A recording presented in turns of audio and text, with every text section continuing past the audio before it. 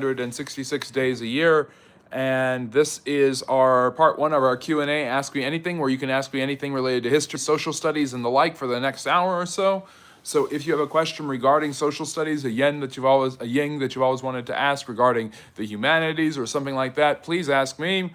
And I, as a historian, will do my absolute best to answer it. I am not in my usual smoking jacket because, once again, the heat wave's over, but it's kind of stuffy and warm in here, and just the material's a little bit too heavy, and I'm gonna be sweltering like a pig and not comfortable at all if I put it on. So maybe tomorrow I'll be wearing it. I'm doing an earlier live stream tomorrow, 2:30 Eastern Standard Time, 8:30 in Hawaii. Due to some scheduling obligations and celebrations on Saturday afternoon and evening, I cannot be here in attendance, so I will be doing my live stream a little bit earlier for all of you, so I hope you guys enjoy that. So yes, welcome to the Friendly Neighborhood History channel. If you like history, please like and subscribe to the Friendly Neighborhood History channel. We are over 7,700 friendly neighborhood historians, and becoming a friendly neighborhood historian is as easy as liking and subscribing. And here's the absolute best news that we're celebrating, and I'm going to be celebrating this tomorrow, both in the live stream and then afterwards. We are officially in phase one, tier one of monetization here on YouTube. So memberships are now available, certain perks, including a members only chat, a members only live stream, members only things. Emojis for videos that you can comment on will be available to you very soon, and you can sign up and join here on YouTube for membership for exclusive videos, content, and features, perks and benefits. My members will always get a shout out in live streams. They get their own live streams, they get their own live chats. There'll be a lot of fun going on there, so consider becoming a member of the Friendly Neighborhood History channel here on YouTube. We have officially hit our first tier of monetization, which was one of my goals this year. The second tier will come up very, very soon, where we can get some ad revenue going. But my goal, my dream, literally one time, was to get us monetized, and we're on the way there. So welcome to the Friendly Neighborhood History channel, where this weekend we are celebrating the monetization of the channel with the first tier here on YouTube. Consider joining and becoming a member for certain perks, including your own types of videos, shout outs during live streams and videos, your own live streams, and your own live chats. So, yep. Anyways, so this Sunday we will be, and every Friday and Saturday we are doing a Q&A, Ask Me Anything at 6 p.m. Eastern Standard Time, where you can ask me anything you want to about history and the social studies and the like.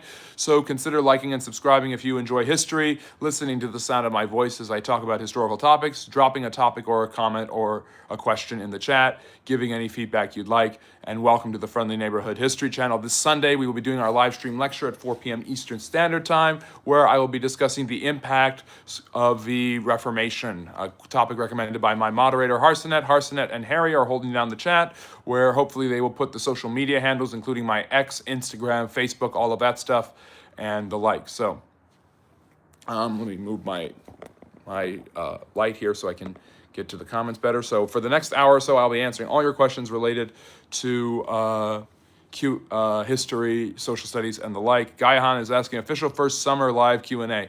I don't know if this is, we're not officially in summer, it's still in May, so not quite. Gagan, hello, welcome to the Friendly Neighborhood History channel. Harry and Hars, be nice to each other. Can you talk? New subscriber from India. Thank you for joining us, Vidisha. I really appreciate that. We have subscribers from all over the world, including some of our moderators, a couple of whom are from Britain, a couple from the United States. We've got people who join us all the time from India and South Africa and all kinds of incredible areas that we really appreciate. And a big announcement just coming in right now, we are also going to be opening our own internet website and domain, so you can contact us. We will have an official email and stuff like that, so it's going to be something that I think you all will really enjoy. We're getting really professional here. We'll be getting new equipment. We'll be updating the studio, and part of how we do that is all of this is pro bono, all of this is free, all of the content that I've been producing, but becoming a member here or on the Patreon does help us build our brand and things like that. So now we have the ability for people to become members of the Friendly Neighborhood History channel here on YouTube with special perks and bonuses there. So please consider doing that. Can you talk a bit about the Roman priesthood? We learn a lot about the religion, but not the priests. Pontifex Maximus were their minor pontifex. So the Roman priests were were basically, because you had a polytheistic religion that borrowed mainly from Greek religion and mythology, many of the Greek gods receiving Roman names, hero stories, and accolades. Heracles becomes Hercules. Hercules is the Roman pronunciation of his name. Ares becomes Mars, and Zeus becomes Jupiter. By the way, most of the planets are named after the Roman names of Greek gods. So the fact of the matter is, you have many different. You have a priestly order and class, which obviously has a very strong tie and important cultural and political roles within Rome. Many of them are of good class and good social standing. You have different cults dedicated to different gods of different conquered peoples. So as the Roman Empire grows, pagan gods in Europe, where they conquer, the Egyptian gods, and the gods of the Middle East and Greece become adapted more and more into Roman life and culture. So people would be devoted to certain cults, and some cults would have virgins, like the Vestal virgins, who were dedicated to the goddess Vesta, the goddess of the hearth. You also had priesthoods, celebrations, rituals for all sorts of different gods in all sorts of different areas of the empire. The larger the Roman Empire got, the more land it had, and the more gods were worshipped in their temples, and the more the Romans, instead of crushing the religions of the peoples they conquered, the more they adopted them and syncretically worshipped them and their own gods as well.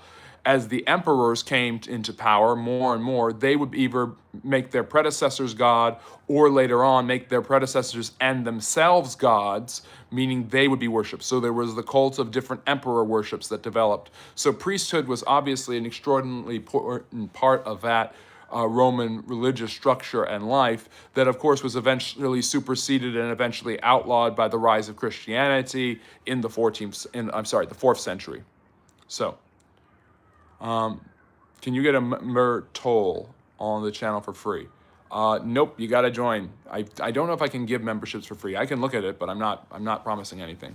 What if the funeral industry is behind all the preservation in our preservatives in our food? Then we would have Mitch, we would have a full-blown Soylent Green effect going on. So, General Cornwallis, Lord Cornwallis, lost the Battle of Yorktown, refused to give Washington his sword, had been humiliated in the South by Nathaniel Greene, and Washington eventually heads him up, and they trap him at Yorktown, with the French arriving by sea to basically humiliate the British. French and Indian War, or as I like to call it, part of the 7 Years' War, World War I. The First World War for me is the French-Indian War, or the 7 Years' War. So, yeah, what happened in 1767? I believe that's the Townshend Acts, which were the taxes on several different goods that were hated and repealed because they were boycotted by the American colonists.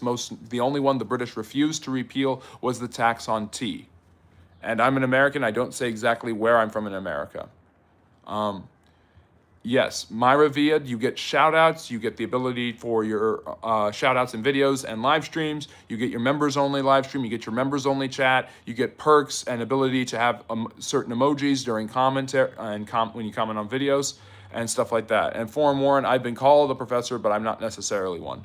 What do you think about Woodrow Wilson's handlement of the Red Summer of 1919? I don't know much about what he did, but basically the unabashed criticism, critique, and in many ways just mistreatment of people who were allegedly left-wing enough to be communist happened twice in this country, most notably in the 1950s during the Cold War with the Soviet Union, but also during the 19-teens, right after World War I, or as I like to call it, World War II, when the Soviet Union became a communist country. The fear of communism spreading from the Soviet Union to the United States and the West was a huge fear of those different powers, the United States, Britain, and France. Hello, Metal. Salam. Mars is telling me to take Tren and manufacture unregistered firearms. That sounds like something Mars would say. Do you believe in God? What's a God? So I've said here on the channel before that I am a theist. I do believe in some sort of higher power. I don't say which higher power. I don't explicate on my religious views. I don't share my personal details and things of that nature. I'm just here to bring you some hopefully very good history, hopefully some very enjoyable, friendly neighborhood history. And if you like history, you're in the right place. Again, consider liking and subscribing. You had college pontiffs who could pass law, moral, and religious laws without the Senate. You also had Vestal virgins who could free slaves, own property, and keep the eternal fire. Yep, and they had that eternal fire going for quite some time. And yes, Billy, I've done a video on the history of early Islam that you should definitely go check out. I do know a lot about early Islam and the rise of Muhammad, the development of Islam from going from the Arabian Peninsula and then the century after Muhammad's death, basically conquering all of North Africa and the Middle East, as well as Spain, which they called Al-Andalus. And yes, as Kevin is saying, like the live, subscribe for more. That's our pinned chat, our pinned comment in the chat. Let me see here. Hey, Javier, can you tell me about the Cowboys era? So that's the wild, wild west that really wasn't that wild. Cowboys were called cowboys because they worked for different cattle barons and cattle owners who were hoping to move cows from one part of the west to another, usually to states like Texas or Kansas, where meat processing was huge. So basically growing cattle and then using it to produce beef in places like Nebraska, Kansas, and Texas required the shipping and protection of a lot of cattle, and cowboys were exactly those who would work for different cattle companies and cattle barons and ensure that their product got to the slaughterhouses. Yep. You had the Holy King and Holy Queen. Harry's absolutely right. Is the wealth and assets all going to the rich? What society are headed to in history for this pattern? Where did those end up? So exiles, I would say that the fact of the matter is almost every society in history, no matter what they do, no matter what they attempt, ends up with 15 to 20% of people owning the vast majority of land, wealth, and businesses. There's a little bit more equilibrium in modern societies. Modern liberal democracies tend to achieve a little bit more equilibrium and sliding scales, where people do have more social mobility than they did in the medieval and ancient world.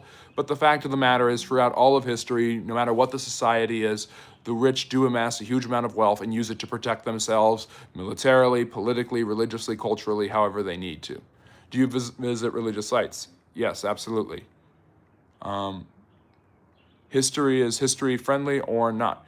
History can often be very unfriendly, but the way I relate history to you is a friendly manner. So there you go. So what is your simplified version of communism? To simplify what communism is an economic system developed by Karl Marx that basically, using a Marxist dialectic, sees a constant series of class warfares as the foundations of society, and sees the upper class oppressing the lower class. The last form of this for Marx was the bourgeoisie, the middle and upper class, abusing the proletariat, the lower and working classes. These people would eventually realize that they were being oppressed, have a violent revolution, and overthrow the government, creating a socialist state where they shared everything in common. No one owned any land or property, and all of the different means of production, be it land for farming, be it machines and factories, be it investments in banks, would be owned by the workers, and eventually that would transform into a purely communist state where everything was owned by everyone. So yes, Rebel, that would be my my theoretical definition of communism.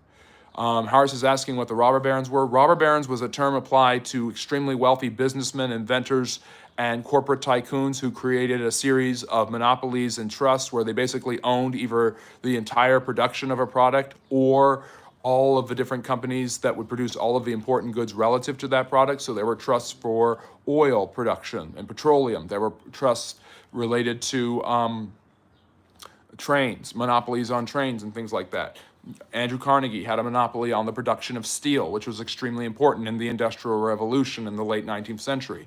Basically, the robber barons amassed a huge fortune for themselves, and although they used a large portion of their fortunes to fund research, enterprise, as well as, obviously, libraries, hospitals, universities. James G. Duke, Cornelius Vanderbilt, the Carnegie Hall. They're all named after rich benefactors who gave money to the arts, believing in the importance of education, the arts, music, things like that, for the success of the human soul. Despite all of these charitable and philanthropic adventures by many of these robber barons, the mistreatment of their workers in their factories who worked in horrible conditions, lived in horrible conditions, often were underpaid immigrants, led them to have harsh and heavy criticism. Their ability to price gouge because they have monopolies on the production and distribution of their particular goods eventually led the government to step in and pass antitrust and anti-monopoly legislation, which kept them from controlling being the only company to produce or sell a particular good or service. So the robber barons obviously hoarded huge amounts of the wealth, owning 87% of the wealth by 1900, and they were the 1% owning 7/8 of the wealth. About 15% of the population owned 7/8 of the wealth in the early 1900s, and obviously the poor were as poor as ever. So obviously trade unions, the development of unionization, strikes, things like that, as well as government legislation and regulation led them to clean up their act, more or less. So there's obviously good things. Obviously, the inventions and products of these robber barons and their corporations were extremely important to the creation of the modern world. Doing this on the back of laborers who worked horrible hours in terrible conditions, making low wages, obviously wasn't great either. So good question, Hars, about who the robber barons were. Rich people create the jobs, and that's exactly the case, and that's what the robber barons would argue on their behalf, but they created the jobs.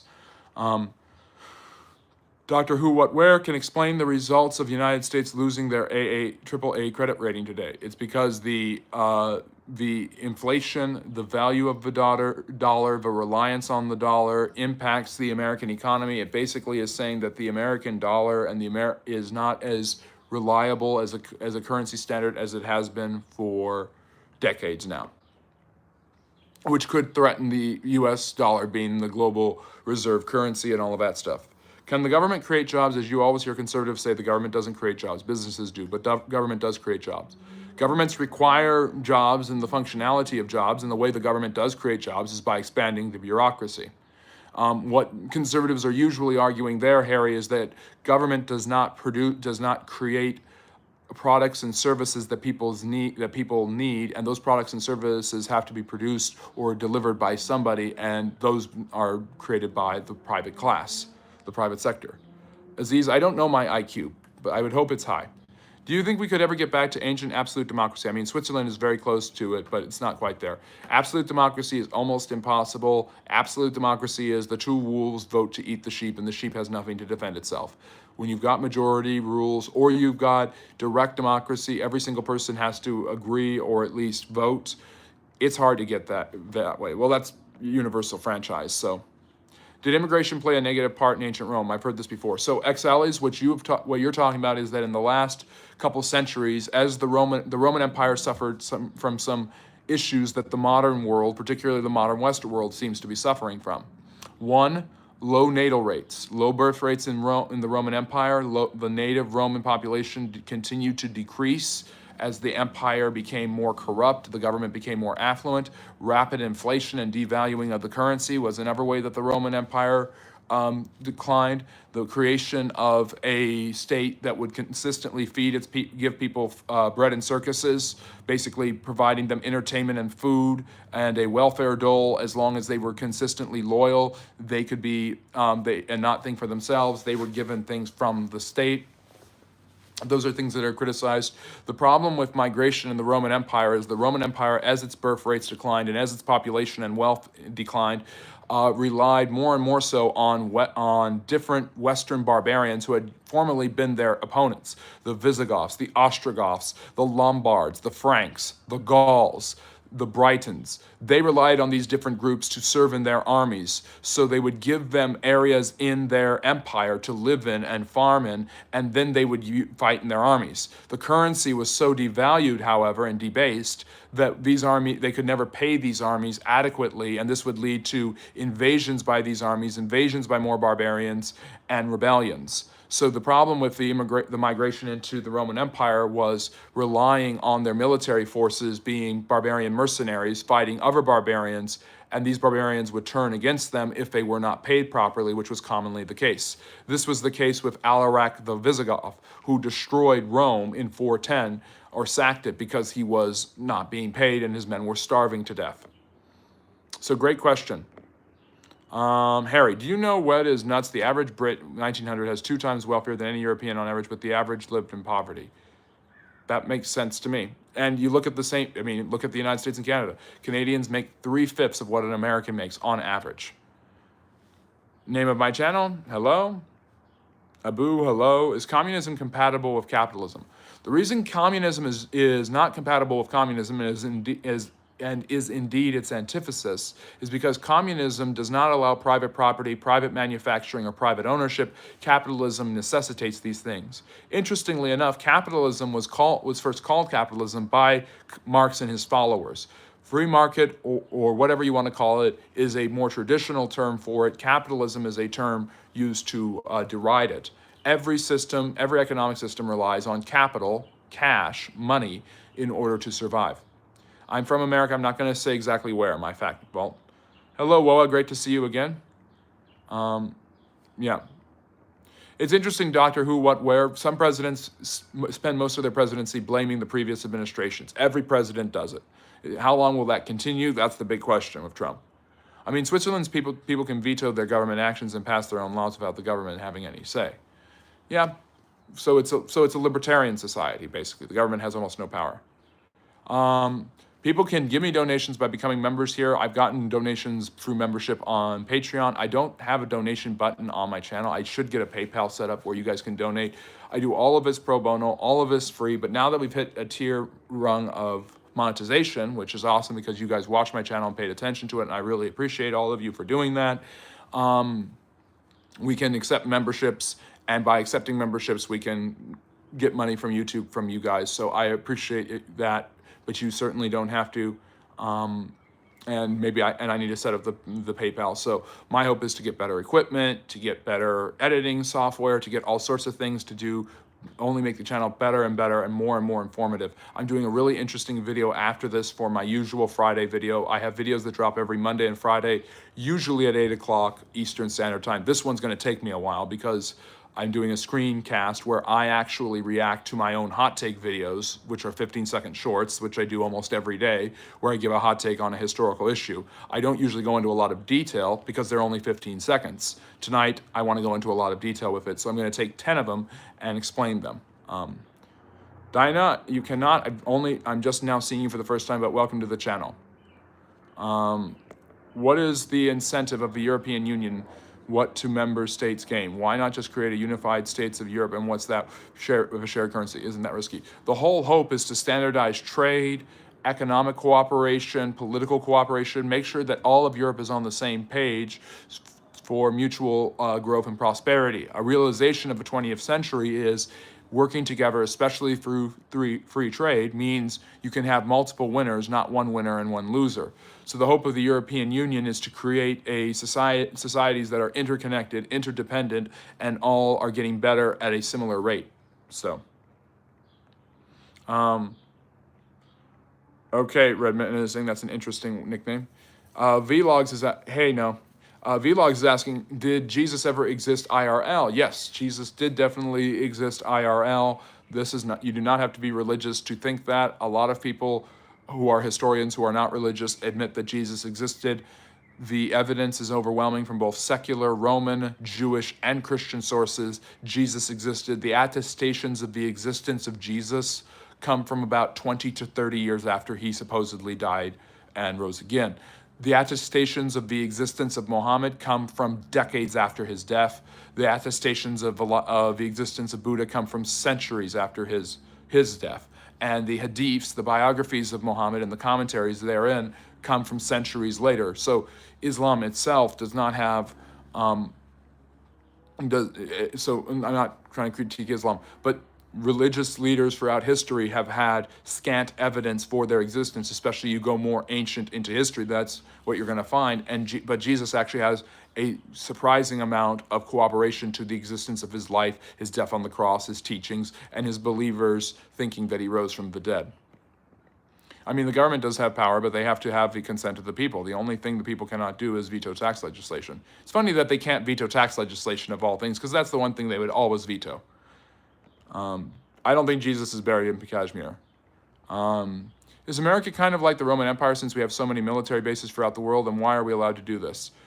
Of course, always happy to answer your questions. Basically, the United States, because of its hegemonic influence, which came out of the last World War, or what I call World War III, what you probably know as World War II, believes itself to be the policeman of the world. Its successes in that war, its ability to liberate Western Europe from the Nazi clutches and all of that stuff, as well as its victory in the Cold War indirectly by destroying and helping to destroy the Soviet system and the Soviet Union, makes the United States basically feel that it has the responsibility of being the world's policeman. Because it has fought wars in places like Japan, Germany, and South Korea, it has bases in all of those countries, reminding those areas of its military influence and prowess and its political influence in those areas as well. So America may not be a literal empire in land like the British, the French, the Mongolians, or the Russians were in the past, but it is an empire through hegemonic influence in areas of the world. Thank you, Wawa. I really appreciate that. How do you feel about Hassan? Which Hassan are you referring to? Let me see here. For real. Don't worry, the Americans won't be allowed any military bases anywhere, and they won't be allowed to have any influence anywhere because Donald Trump is screwing everyone over. Yes. Harry does not like Donald Trump probably because he's a socialist and he thinks Orange Man bad. Which is interesting, Harry, because there are many many British heroes and statesmen who would have talked and acted just like Trump. And there are some still who do that to this day. So, yes, that's definitely true. The British were definitely trying to be the policemen of the world before the Americans were. That's why they were stopping slave ships in Africa from continuing the Arab slave trade and the Ottoman slave trade. Oh, Hassan Piker? I haven't actually watched him. I've heard him talk about different political issues, but obviously he's big. He's on Discord. We want to get on Discord at some point. So what I want to do for Discord, and I'll probably try that this summer, is I want to stream while playing like a video game. So it wouldn't be a live stream like this, but I'd be streaming, playing a video game, and talking about history with everybody. What was pop culture in the ancient world? A lot of religious overtones in the pop culture of the ancient world. Culture and religion were synonymous in many cases. So, for instance, what we were talking about with different cults in the Roman Empire where they worship different gods, that was where celebrity was. That was where a lot of life was. I mean, pop culture, what is the latest discussion in the agora or the forum? These different large markets and basically shopping malls that the Romans and Greeks had. Do you think the mainstream media gives an honest point of view? No. The mainstream media, every single mainstream media outlet to one extent or another relies on corporate sponsorship. PBS relies on government sponsorship. BBC relies on government sponsorship. So does the CBC. I believe they do. I might be wrong about that, but I believe they do. And so they are mouthpieces for the corporations or the government or whoever to some extent. That doesn't mean they don't ever report true things or they can't ever be unbiased or report something objectively, and that every single person in the media is not working to report that, because many are. But the truth of the matter is the mainstream media does not give an honest point of view. Sometimes they do, sometimes they don't. And that's part of the reason why during the last election cycle, I got in the game of discussing the election by giving weekly updates here on the channel. I'm a historian. I know how to be very objective about certain things. Clearly, I have a bunch of opinions. That's how I'm able to have a Q&A and ask me anything like we do every Friday and Saturday at 6 Eastern. But the truth of the matter is, but that doesn't mean I can't report on a topic objectively and fairly and hear both sides and explain both sides out. So, yeah, Drew, I don't find the media to be honest. I think it's probably good that if that's the people can't veto tax legislation, considering that if they could, they would just veto it all the time.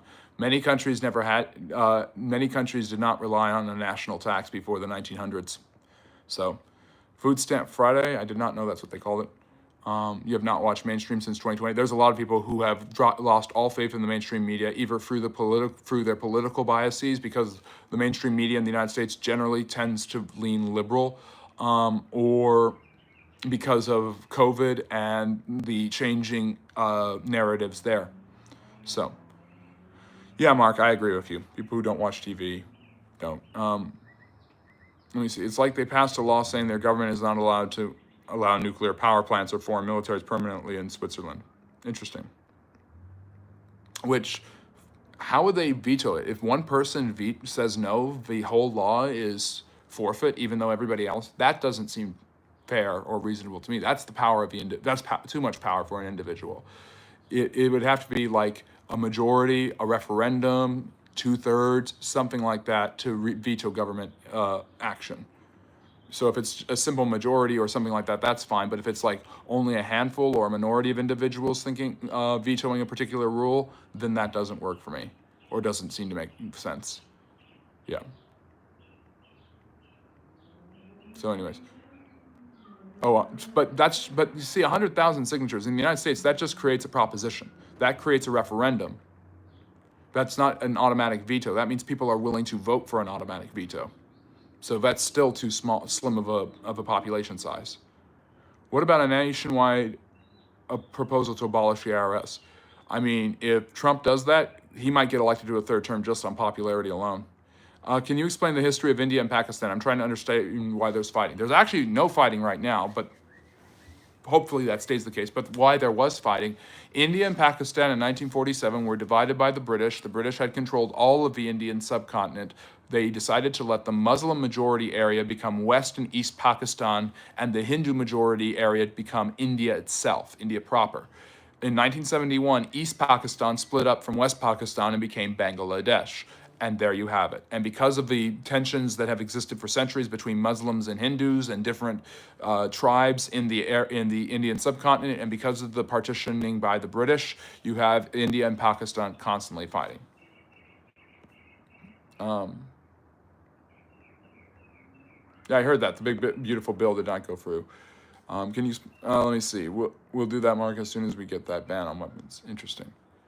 In Switzerland, that triggers a referendum to veto the government, and if a simple majority says, okay, then that's like a proposition. So it's no different than a proposition in an American state or a measure. Do you think we'll get Canada as a state? No, that's not going anywhere. Canada will join us, Mark, if we get universal health care. Probably, that actually makes sense. I've seen a lot. I was born in 65, so I remember Reagan and Trump. A lot of people remember Reagan and Trump, and I, as a historian, lived through one of them, did not live through the other one, and remember him because I've studied both, and I remember both because I've studied both so well. So, what would occur if we switch back to the gold standard? Would there be huge disparities in atomic poverty for the masses? Not necessarily the second, but the first, yes. There would be a significant increase in wealth inequality. There would be a standard for what the dollar actually is, and it would adjust the value of the dollar. So, fellow, hello, good to see you. Yes, but the American system doesn't allow the people to go physically veto the government and pass legislation. That's what a proposition is. And propositions can overturn government bills in certain states. No step on snake, great to see you. Thank you for joining us. Switzerland probably has it more expansive, Harry, because it's a much smaller country with a lot less space. In Switzerland, interestingly enough, they have a French section, a German section, an Italian section, and an area that speaks their own dialect. That's not exactly the Swiss language, but is a derivative of those languages. Was Transjordan sanctuary for drag queens? No, but good joke, I guess. Fareed, thank you for joining us from Azerbaijan. We have people who join us from all over the world here at the Friendly Neighborhood History Channel, and I absolutely love it. If you're from Azerbaijan or India or Britain or the United States, consider liking and subscribing, especially if you like history. What if we brought back cursive and critical thinking? I mean, that's a common desire by a lot of people. That's why a lot of people have advocated for private schooling, school vouchers, stuff like that. Cursive's kind of a lost art. The problem is, even if you can write in cursive, not a lot of people can read it nowadays because it isn't taught. Teaching cursive wasn't just teaching the ability to write in cursive, but to read cursive. And the vast majority of writing, you look back a century ago, was cursive. I think Alberta is more of a negotiation tactic to have Canada sell more oil. That makes sense. I thought I'd just ask Congress or the state government to consider the legislation. I didn't know you could actually, you can have referendums, they become laws. Obviously, there's checks and balances, so a proposition passed in a certain state can be overturned by that state's Supreme Court or that state's federal appellate courts or the state court system, or the state legislature or governor can propose or find laws to overturn all of that. And yes, please follow me on the Patreon. Billy's asking a great question. Do you know how the British Empire ended? I would almost turn this over to Harry, our resident British historian, because he's excellent on this stuff. But the British Empire, after World War III, which you call World War II, in the 1940s, as the Cold War was ramping up, pressure was mounting both from their colonies, which had suffered greatly during the two world wars of the 20th century, and who had been clamoring for independence for a long time, and from the United States, who believed in self-determination, that these countries had a right to have their own governments and be run by their own peoples. Pressure mounted on the British Empire to give up and to decolonize these certain areas by the United States and by these areas themselves, which wanted independence. This led to the independence of India in 1947, as well as large sections of Africa by the middle of the 1960s. The US and USSR ganged up on Britain and France and forced us to give our empire in a stupid way, although it didn't officially end until 1997, which is only partly true. What are your thoughts on a convention of states? A convention of states is one of the ways that the founding fathers intended for the Constitution to be changed. If 2/3 or 3/4 of the states get together, they can actually make a constitutional amendment. And it's basically a way for states to take the rights to supersede the rights of the government, any of the three branches. Yes, Harry is a specialist in Britain. Doesn't mean he's always right about it, but he's a specialist. He's a specialist. So yeah, Billy, I hope that compliment was just as much for Harry as it was for me. Make sure to show love to No Step on Snake, Harry, and Hars, who are holding down the chat. Really appreciate them. Hars, I don't know if you're still here. I doubt you like my answer on Woodrow Wilson. And yes, No Step on Snake actually has his own channel where I think he's made one video. I haven't seen if he's updated since, but that was really cool. So go check that out. Yes. Well, the whole idea is that the states would rewrite the Constitution. The founders didn't find that to be a problem at all. For them, they didn't want the federal government to control everything. They believed that the states had a lot of power. That's why the 9th and 10th Amendments exist. What society right now has the best standard of living and satisfaction for wages, keeping up with the cost of living and taxes far? Is there a country number one for standards right now? Well, many are not. It's Western. It's either a Western European country or the United States. Usually it's the United States. The Western European countries provide certain benefits like socialized medicine that kind of counterbalance that, so they don't have as many costs as the Americans do. The Americans also take a long time and pay for a lot of the different military and international needs as that policeman of the world idea for many of those Western European countries. Merv, good to see you. Seth, great to see you as always. Got a great question already. How did Christianity spread to Ethiopia if this country is the only country that wasn't colonized? How did this spread to this country, and how did they come to have most scriptures? One of the reasons the Ethiopians do not get colonized is because they have a Christian past. The ancient tradition is that a member of the Queen's Court from the book of Acts in the New Testament became a Christian and then spread it to Ethiopia. Solomon and the Queen of Sheba created a supposed connection between Judeo-Christian religion and Ethiopia. But basically, Ethiopia was out of the sphere of the Roman Empire. It was much more open to the Christian messages when missionaries went there in the 2nd and 3rd centuries. And so Ethiopia adopted Christianity and eventually developed their own Coptic churches. And so by the time the Europeans get to Ethiopia, one of the things that is supposed to dissuade them from colonizing them is that the Ethiopians already are Christian. Do you think urbanism will be an important factor in political outcomes? Yeah, urbanism is the idea of city needs, and obviously people in the city vote differently than people in the countryside or the suburbs. Could you speak about what you think our country, I think you mean the United States, could do to get out of the $64 trillion of debt is? And it's in about 36 trillion, and I think there's like 100 trillion in unfunded liabilities. The solution by the Trump administration to some extent has been the tariffs to pay down the debt. Selling off public land has worked in the past to pay off debt. 47% of the land in the western United States is owned by the government. Could you, so you have a state Supreme Court, a federal court, and a court of appeals, and a Supreme, sometimes, it all depends on the state, it's different. You have a Supreme Court that oversees everything, you have district courts which oversees areas, you have appellate courts, and you have states can set up their own courts as well. Yeah, it's a separation of powers, it's subsidiarity. State law, the state laws of Colorado do not affect New Hampshire, so therefore state courts in Colorado deal with Colorado laws. If that Colorado law undermines the Constitution, the Supreme Court and other federal courts will deal with it. Why doesn't Switzerland take in any people from third world dumps but encourage other countries to do so? I don't know what Switzerland's doing. I don't know if Switzerland's even encouraging that. I don't know a lot about Swiss politics, to be honest with you. Harry, I don't know if it's ridiculous. It's definitely convoluted, to be sure. Are you good with history? I'd like to think so. Gutenberg Bible is one of the first printed works in history. The printing press was invented by Johannes Gutenberg in 1447, and the first full work that he printed was the Gutenberg Bible. Do you know much about the true history? And by the way, we'll be talking about that on our live stream lecture on Sunday, talking about the Reformation and its impact on the world, because the Reformation wouldn't have survived, the Renaissance wouldn't have survived without the printing press. Do you know much about the true history of ancient Egypt, and do you believe there has been lost knowledge of ancient stonemasonry? Probably to some extent, but I do know a lot about about ancient Egypt's history, what we know. It's bits and pieces, to be sure. David, hello. Welcome to the Friendly Neighborhood History Channel. Spain versus Ethiopia sounded dope. Italy, yeah. That was the first war that chemical weapons were ever used. The British and the Italians used them. Americans believed in self-determination unless you wanted to be communist, socialist, or in any other way disagree with the United States. Yes, except that most of the countries that became communist or socialist did not want to become communist or socialist.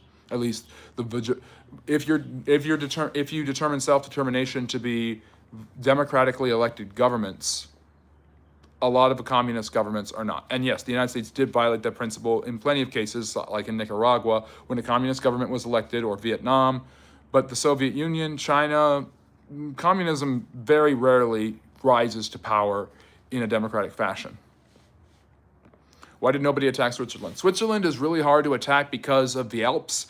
It's got barriers all around it, and it has developed a very strong military infrastructure just to protect itself.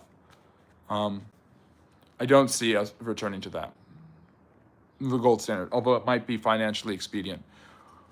That wouldn't work if the U.S. sold all the public land because the taxes because that takes away certain freedoms. To some extent, yes, you couldn't sell off all the national parks, but selling off public land has always paid down the debt at very little cost to the Americans, the American people themselves. What do you think of the effects of gambling culture spreading in America will be? I think that you obviously have you have people with addictions who need serious help. Glorification of any sort of dangerous or risky behavior or substance is obviously going to cause problems. I don't know. I think that there's a lot of Luxor and lights and fashionableness, and there's a word I'm thinking, style. It's very stylish. Gambling is usually seen as very stylish. There's a lot to it that's glorified in media and culture, and the more it becomes legal, the more it'll be glorified. And that doesn't always have good effects because people suffer from this, lose their entire lives.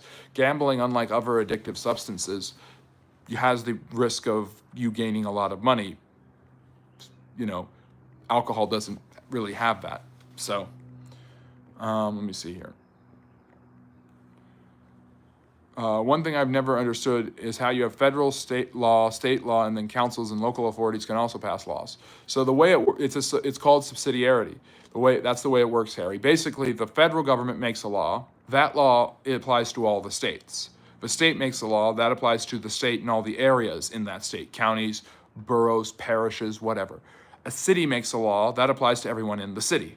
A county makes a law that applies to everyone in the county, city, and unincorporated areas. So the federal law applies to everyone. The state law applies to everyone in the state. The county law applies to everyone in the county. So a county law from a county in Alabama does not apply to another county in Alabama or to Texas. But a federal law that is enforced in that Alabama county applies to Texas. So it's like not all four quadrilaterals are parallelograms, but all parallelograms are quadrilaterals. Not all rectangles are squares, but all squares are rectangles. That sort of thing. So if I'm right, it could be illegal to smoke marijuana in the U.S., legal in California, legal in San Francisco. To some extent, but that's where court cases come up, and that's where you've got this tension of where is it legal and where is it not legal. There could be certain areas where it's not legal to smoke it. There's dry counties where you can't buy alcohol, but then that local area is allowed to determine that in their county you cannot sell alcohol, but the state overall, generally you can buy alcohol. There's not just the subsidiarity, there's the idea of certain laws pertain to certain areas. Prohibition didn't work for the entire country, so it was turned back to the states, and the states turned it to its local areas. the Roe v. Wade overturned by the Dobbs decision was an issue of, can the federal government say anything about abortion law, or do the states get to say something about abortion law? My ancestry, you can guess. I don't like to share a lot of my personal details, so laws don't differ by cities, they differ by states, territories, sometimes, but they do differ by cities. The laws in Denver are different than the laws in Washington, D.C. A previous question made me think about how mafia would put their money in Swiss banks. Can you elaborate, and does it? Swiss banks are considered some of the best banks for investment, and they have certain tax provisions and protections, so a lot of very wealthy people love to invest in Swiss banks for certificates of deposit and money market accounts in order to keep their money from being touched by taxes and to basically keep it from the eyes of the American government. Is America really by the people, for the people? It's supposed to be. A lot of the American documents, and that's from the Gettysburg Address, but a lot of American documents, the Constitution, the Declaration of Independence, these are ideals. They are not promises. They're not guarantees these are going to happen. The promise is this is what we're going to try to do in order to create a more perfect union. When in the course of human events. These are conditional efforts. That doesn't mean they're going to be achieved. What are your thoughts on Antarctica? One of my favorite facts about Antarctica is that there was a treaty signed in the midst of a Cold War that basically said no one could ever colonize Antarctica. Yeah, that's absolutely true. No step on snake. I was talking with my mom the other day, and she said that she actually hates how there is state law and federal law. She doesn't understand it. It says, like, we have 50 different countries. You have 50 different subsidiary communities that answer to one overall law, but because the Constitution isn't explicit on every single thing, those states have power therein. It was to honor states' rights. That's what the founders were going to. Switzerland kind of has its own natural defense where one wrong step you're rolling down a hill or covered with in snow. Yep. Do you think corporations still barter? Absolutely, all the time. It's how they buy each other. Yep. A lot of people think gambling should be illegal, but there's a lot of money in it. Do you think a corporation should have the same rights as a person? A corporation is an entity. No, it's not a person. It has to be treated different. I mean, yeah. And people, when they talk about corporations, they always mean a giant corporation like McDonald's or Walmart. They aren't usually thinking about enterprises and businesses. Nobody ever asks, should a small business be treated as a person? Could a peak 18th century naval army, such as the stereotypical English sail ships and canoe cannons, realistically take out a U.S. World War II or World War III naval fleet? No. Gayahan, the British proved this themselves when fighting outnumbered in Africa against tribal peoples. They were horribly outnumbered, but the use of guns, machine guns, cannons, and artillery overwhelmed the Africans who did not have any of these weapons. Cities can pass a law related to the city. That's jurisdiction. They can pass laws on certain things pertaining to their city. And the city laws only affect the denizens of those cities. And if those cities' laws are considered to be unconstitutional, they might be sued. But because it's kind of like a trickling down effect. The Constitution's effect on the federal government is obviously its strongest. On states, it has less effect, although it's still the supreme law. It doesn't speak to city institutions directly. What you may call the greatest achievements of humanity in 20th and 21st century, I think all the inventions are just incredible. The amount that people have been able to invent over the last 2 centuries is astronomical. I mean, we went from 1900 to 2000, and you have cars, you have planes, you have TVs, you have radios, and you have the internet. You go from 2000 to 2025, you have the smartphone, you have you have fully reliable electric cars, and you have social media. I try my best to answer every one, and I promise I will get to your question, even if it's taking me a while. Do you think sovereign state national is becoming more popular? I think so. I'm not sure what you mean exactly. What were early city-states like? Did civilization first develop in the first tile crossing? Yes. And China was another one. Where were early city-states like? What was life like there? Examples of this would be some of the earliest Egyptian city-states like Thebes. Menes took the city-states and united them. Sargon of Akkad did the same thing with the Paleo-Babylonians in about the 22nd century BC. Before that, some of the earliest cities and city-states were places like Akkad or Ur or Uruk in ancient Mesopotamia. The Chinese, their city-state system developed into a small confederation that became an empire. The Chinese have almost always had an empire until the fall of the Qing dynasty. They can only pass laws on very certain things, and some federal laws put limitations on state laws. That's definitely true. Is our fleet of American warships sufficient currently if needed for a major war against China or Russia? Probably not both. Will we get Greenland? I don't know. We're not going to get Canada. The U.S. I mean the U.S. The U.S. might get Greenland though. There's an atomic naval base in Greenland underground that the U.S. ran. The U.S. has had a lot of ties to Greenland. Getting Greenland is not impossible. Are there historical examples of nationalism being beneficial? Could nationalism have saved the Roman Empire, the Spanish Empire? To some extent, nationalism was high in the Roman Empire. It wouldn't have saved. Nationalism as a belief by itself cannot save anything. Nationalism, in my opinion as a historian, based on everything I have read, is not automatic Nazism. It's not automatically evil. It can be in the extreme forms of Nazism and fascism. And in other, even less malignant forms, nationalism can produce negative views of someone's history, culture, and traditions. As a historian, I've seen this all the time. Jingoistic narratives, flag-waving narratives are seen all throughout the world. That's a form of nationalism. Nationalism is just extreme pride in your country. You can be extremely proud of something while still being upset about certain things that it's done wrong. So you can be a nationalist and not be a right-wing extremist or a fascist or something like that, but it just seems that all fascists and extremists are nationalists in that category. Before Swiss banks, it clause, the Cayman Islands. Shuriken, great to see you. My brain is a bit fried today, so meaningful contributions are unlikely, but as always, I'm enjoying the program. Many thanks. And many thanks to you for being here, and you don't have to contribute if you're not feeling up to it. Liking and subscribing will be enough. And we are at the stage now where we have officially monetized to the first tier. We're celebrating that today. We're celebrating that tomorrow at 2:30 Eastern early because I'm celebrating some other stuff. And then we've got our live stream lecture on Sunday at 4 as usual. So come and join us for those live streams. But there will be member-only live streams, member-only chats, member-only videos coming up very soon. And if you become a member, those exclusive benefits may be just for you. So consider that. I will also be setting up a PayPal donation slip because now that we're monetized, I'm going to keep going and I'm going to dig in so that we grow exponentially.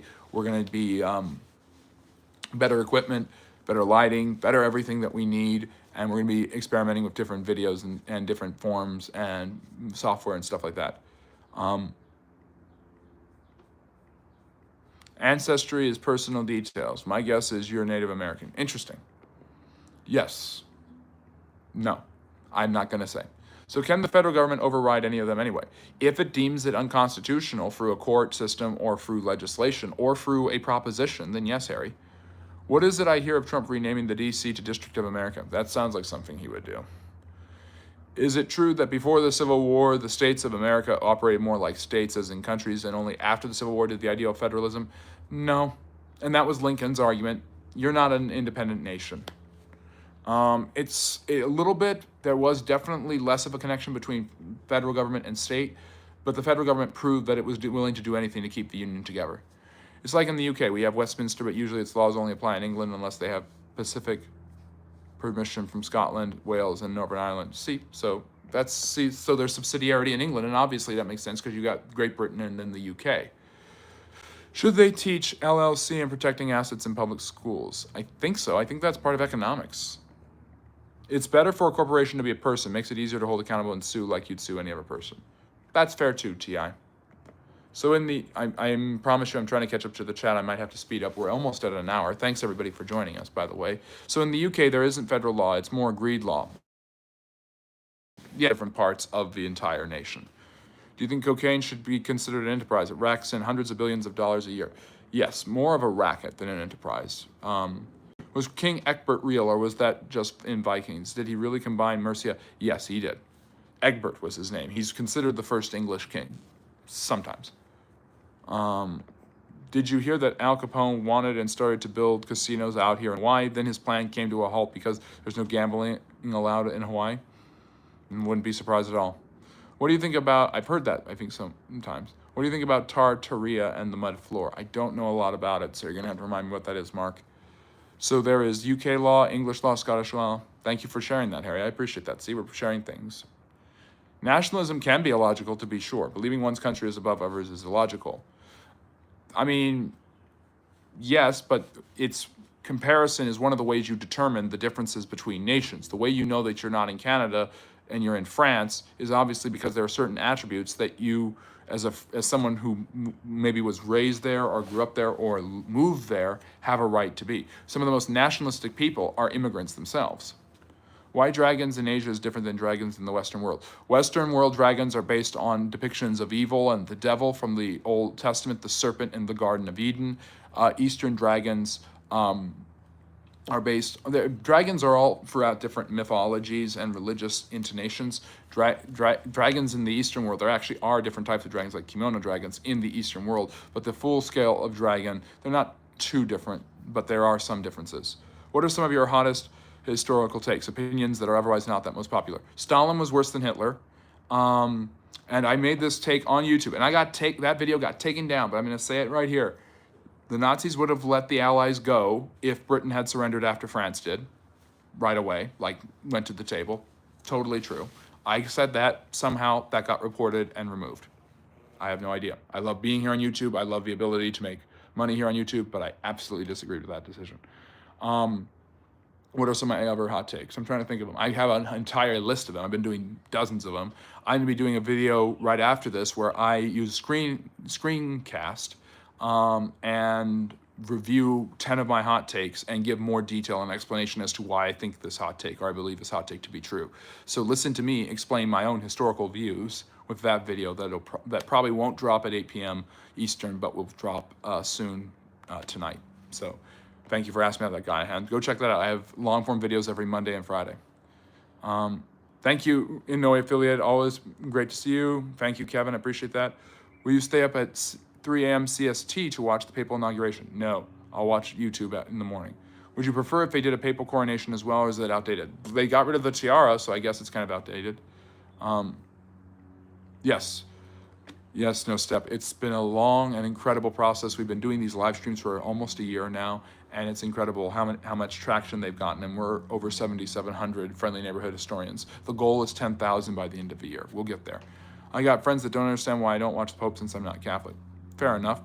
I think the Aztecs were an insane society. They were definitely very violent and bellicose. Our little island of UK have so much history and influence over the globe. Why and how? Navy and the ability to travel. Basically, the British, because they were an island and because they were isolated from the mainland of Europe in some ways, they were able to get away from a lot of issues happening on the continent and focus on developing an empire worldwide. This meant developing a navy, so there was an incentive for the British to develop a navy. History is about ideas. So if you want to protect your island, you're going to need a strong navy. If you want to increase your access to resources because you're a smaller area compared to France, Germany, or Russia especially, you will want to travel and trade and settle other areas. And this led to the settlement of Canada, North America, the 13 colonies, large sections of Africa, India, and Australia. Interesting to hear that. Yeah, again, that's subsidiarity. The federal government can block state laws in America. I can imagine it can be convoluted when you look at all those places because you still have many international territories, Harry. Do you believe in a flat or globe? I believe in a globe. I don't know why anyone would believe in a flat earth. I understand why you think Hitler was worse than Stalin, and Hitler is awful. It's not like I'm saying Hitler was great and Stalin was terrible. They're both awful, horrible, disgusting human beings. Stalin is worse. Would a reindustrialized U.S. be successful like the 50s, or does it involve more than that, like fixing the tax rate too? It would involve all sorts of changes. The U.S. has kind of gone beyond that, and the tariffs are part of this, but it's like looking back with nostalgic rose-colored glasses and wanting that when America has evolved past that. It's like looking at like driving a car and being happy with a car, and then looking at a bicycle and saying, I'd rather ride a bicycle. Oops, I did my green screen thing. I love doing green screens on these. Was Mao worse than Stalin? Probably. Speak in Spanish. Hola, bienvenidos a la channel de Friendly Neighborhood History. There you go, Javier. I do speak a little bit of Spanish. My wife has always researched the English royals. Then you and her will love my video where I do a tier list on the English monarchs. Yep, 2 legions. We're gonna be there. So, anyways, we've gotten caught up on the chat. I will take one more question. I appreciate everybody joining us and all of this great stuff. Randy, hi. I'm seeing you now. Consider liking and subscribing if you've enjoyed it. Also considering becoming a member. You get certain perks. You get to use your own special set of emojis. So it'll be historical related. You get your own lives. You get your own chats. We're going to do some fun private stuff there. So looking forward to talking about some history with you guys there. And maybe I'll do live streams with my members where I actually am working on my videos. So some cool stuff there. We're also planning this summer to launch Discord. Becoming a member here or on Patreon does help me raise funds so that I can get more equipment, so that we can expedite the growth of this channel, because we've got a lot to do this summer. Why don't you start your live stream by declaring that you are on stolen land of indigenous people of color? Because all land has been stolen by one person or another, and there's nowhere I could go where land has not been stolen. And it's horrible that indigenous lands were stolen, but I don't believe in land acknowledgements. I think they're petty and they don't do much anyways. I think teaching the history of the Native American people and the people who lost their lands to other natives and to Westerners eventually and ultimately is the more important. Teaching their history and culture as individual groups and nations rather than as one broad brush stroke just to attack the Western world. The true crown of UK is Scotland. Apparently, the Stuarts and Mary, Queen of Scots, got beheaded. Down the line, we have a German family. The royals still live. Well, that's the Balmoral in Scotland. I think in Edinburgh. That's the Hanovers that came over from Germany in the 1700s. I think you will. I'm not sure about that, Mark. Yeah, it depends on who you are. The vast majority of Americans think that they can buy a gun in 30 minutes, Harry, because they believe that the vast majority of Americans are safe with guns, and that's true. And yes, Guyhan, my pleasure.